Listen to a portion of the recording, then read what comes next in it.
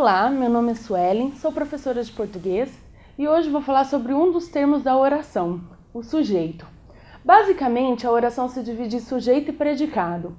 Aqui nós vamos ver quais são as classificações que o sujeito pode ter. Vamos começar por essa frase: ninguém sabe o futuro. Para identificar o sujeito, primeiro encontre o verbo. No caso aqui, o verbo saber, né? Sabe o futuro. Quando eu encontro o verbo, eu pergunto quem? Quem sabe o futuro? E a resposta é ninguém. Então, essa palavra ocupa a posição de sujeito. Não é porque a palavra ninguém significa que não existe uma pessoa que saiba o futuro que o sujeito é inexistente. Então, nós temos que tomar um cuidado aí para não confundir com o significado. Aqui a palavra ninguém cumpre a função de sujeito do verbo saber. Como é uma única palavra, só tem um núcleo. Então, é um sujeito simples. Sempre que o sujeito for simples, nós temos um único núcleo. Atenção, como eu disse aqui com relação ao significado, também não confundir com o número. Então, se a palavra está no plural, não é mais de um sujeito se é uma única palavra.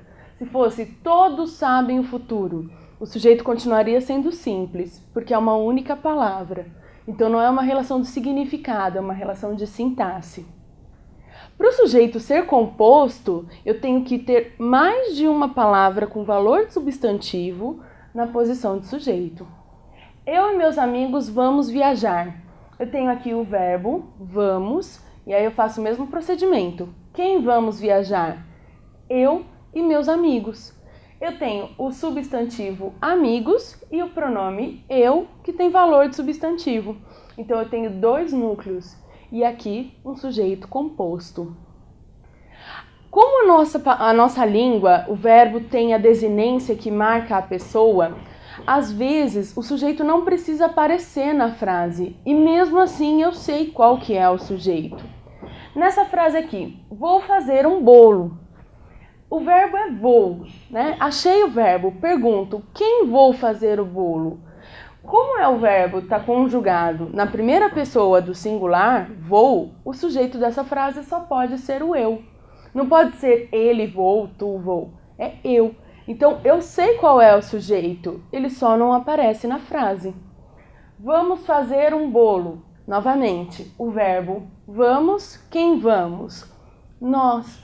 Nós vamos fazer um bolo. Então, a nossa conjugação verbal permite o sujeito oculto ou elíptico. Vocês podem encontrar essas duas nomenclaturas. Então, o sujeito oculto, ele existe, eu sei dizer qual que ele é, só que ele não aparece na frase. É como se ele estivesse escondido ali.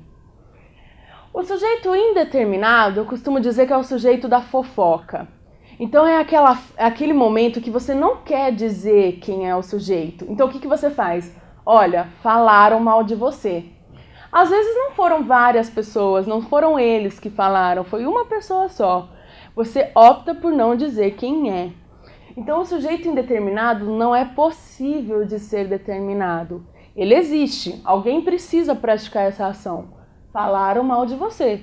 Só que não tem como dizer quem foi que falou.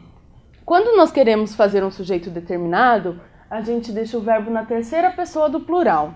Não porque seja mais de uma pessoa, mas porque a terceira pessoa do plural dá essa ideia de indeterminação, de vago, de não sei quem foi. Outra opção para o sujeito indeterminado é o uso do se. Vive-se bem aqui. Quem vive? Uma pessoa? Todas? Então, não tem como dizer exatamente quem é o sujeito. Ele existe, mas ele é vago, ele é indeterminado. Então, eu tenho duas opções para o sujeito indeterminado. A terceira pessoa do plural e a terceira pessoa do singular, acompanhada da partícula se.